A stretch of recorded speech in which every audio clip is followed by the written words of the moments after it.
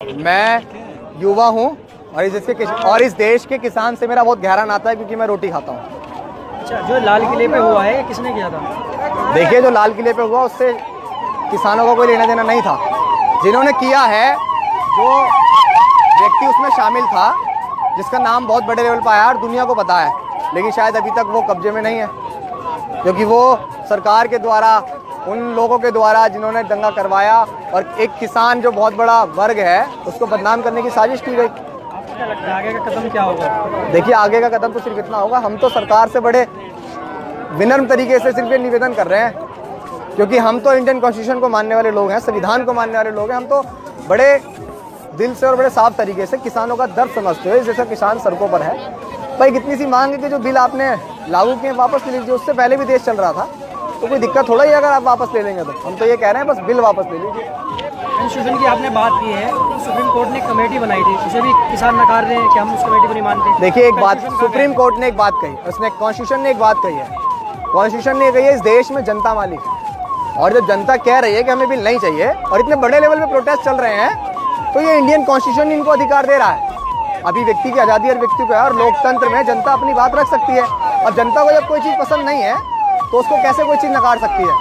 इस देश में सुप्रीम कोर्ट, इस देश में जो अधिकारी बैठे हुए हैं, इस देश में जो हुक्मरान बैठे हुए हैं, उनसे बढ़ के है इस देश की जनता, क्योंकि जनता ने उन सब लोगों को चुन के वहाँ भेजा और ये सब लोग जनता के नौकर हैं, लेकिन आज अपने आप को मालिक समझ रहे हैं। तो ये भूल है उन लोगों की, ये भूल मैं समझता हूँ दिमाग से निकाल देनी चाहिए। सुप्रीम कोर्ट ने कहा है दो साल के लिए स्टे कर देते हैं, उसके बाद देख लेते हैं। देखिए, ये तो शुरुआत से हमारे लोगों के साथ एक चीज़ कही गई ना कि पहले वो एक कहावत सुनी है, शेर जब 2 कदम पीछे हटता तो दुगनी तेजी से दौड़ता है। आज तो सिर्फ प्रोपेगेंडा चलाया जा रहा है कि यहाँ से किसान एक बार कैसे उठ के अपने घर पहुँच जाए। आगे तो फिर ये जैसे करेंगे कर लेंगे। बिल तो लागू करना है। तानाशाही जो सरकार है ना, अब ये किसान भी बताएगा कि किस तरीके से। कल टिकैत साहब रो रहे थे सबकी आंखों में, पूरे देश के जो लोग रोटी खाते होंगे ना, जो लोग उस दर्द को समझते होंगे कि किस दर्द से जो है किसान अनाज उगा के पैदा करता है, जिस दर्द से टिकैत साहब रो रहे थे ना, वो आंसू इसलिए नहीं थे कि वो बहुत जो है डरे हुए नहीं थे, बहुत दुखी थे। और दुखी इसीलिए थे कि जिस सरकार को चुनकर जो है सत्ता में भेजा, उस सरकार ने ये निकम्मापन करके दिखाया।